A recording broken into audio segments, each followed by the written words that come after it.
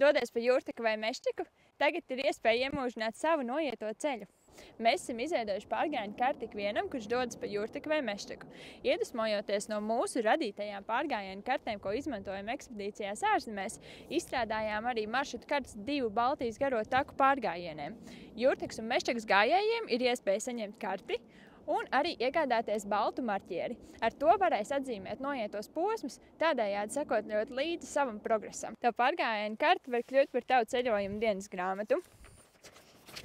Es parasti kartē atzīmēju to, kurā dienā eju, cik daudz esmu nogājis, iezīmēju posmu un varbūt kādu interesantu faktu.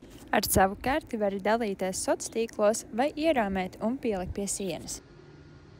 Kartes otrā pusē atradīs noderīgu informāciju par katru no maršrutu posmiem.